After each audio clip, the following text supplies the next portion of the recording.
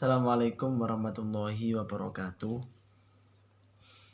Saya akan menjelaskan tentang konsep teori semiotika dari Ferdinand de Saussure. Konsep semiotika atau semiologi dari Ferdinand de Saussure itu memiliki 4 konsep. Yang pertama yaitu signifikan dan signifi yang menurut Saussure merupakan komponen pembentuk tanda dan tidak bisa dipisahkan peranannya satu sama lain. Signifian atau yang disebut juga signifier merupakan hal-hal yang tertangkap oleh pikiran kita seperti citra bunyi, gambaran visual, dan lain sebagainya. Sedangkan signifi atau yang disebut juga sebagai signifit merupakan makna atau kesan yang ada dalam pikiran kita. Jika ditinjau dari segi linguistik yang merupakan dasar dari konsep semiologi Saussure, perumpamaannya bisa dianalogikan dengan kata dan benda.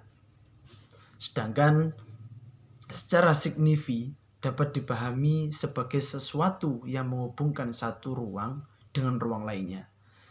Jadi kombinasi dari signifian dan signifi ini yang kemudian membentuk tanda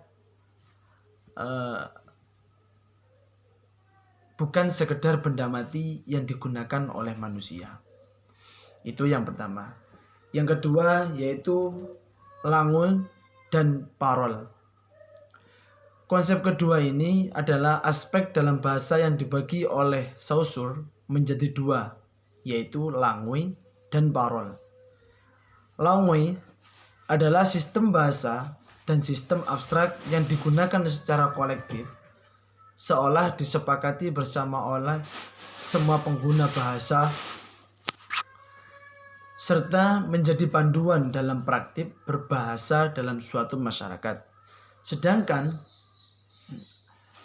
parole adalah praktik berbahasa dan bentuk ujaran individu dalam masyarakat pada satu waktu atau saat tertentu. Saussure menjelaskan bahwa langue bisa dikatakan sebagai fakta sosial dan menjadi acuan masyarakat dalam berbahasa, yang juga berperan sebagai sistem yang menerapkan hubungan antara signifian dan signifi.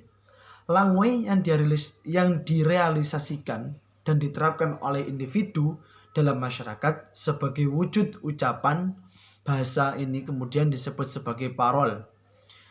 Parole satu individu dengan individu lainnya bisa saja berbeda-beda karena realisasi dan penerapannya bisa beragam satu sama lain. Dan yang ketiga yaitu sinkronik dan diakronik. Mengenai bahasa yang dibagi oleh Saussure yaitu sinkronik dan diakronik merupakan telaah bahasa yang mana mempelajari bahasa dalam satu kurun waktu tertentu. Itu bahasa sinkronik. Sedangkan diakronik mempelajari bahasa secara terus-menerus atau sepanjang masa selama bahasa tersebut masih digunakan. Sinkronik seringkali disebut sebagai studi linguistik deskriptif karena kajian di dalamnya banyak mengkaji hal yang bertujuan untuk mendeskripsikan atau menjelaskan bahwa yang digunakan pada suatu masa tertentu. Sedangkan diakronik lebih bersifat pada studi historis dan komparatif karena bertujuan untuk mengetahui sejarah, perubahan, dan perkembangan struktural suatu bahasa pada masa yang tak terbatas. Dan yang terakhir yaitu sintagmatik dan asosiatif atau paradigmatik.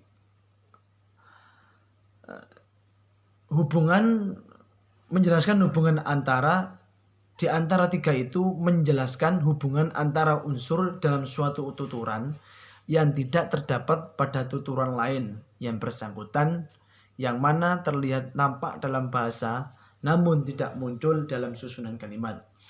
Hubungan sintakmatik dan paradigmatik ini dapat terlihat pada susunan bahasa di kalimat yang kita gunakan sehari-hari, termasuk kalimat bahasa Indonesia. Jika kalimat tersebut memiliki hubungan sintakmatik, maka terlihat adanya kesatuan, makna, dan hubungan pada kalimat yang sama pada setiap kata di dalamnya. Itu saja dari saya. Mohon maaf bila ada salah kata. Wabillahi taufiq wal hidayah. Wassalamualaikum warahmatullahi wabarakatuh.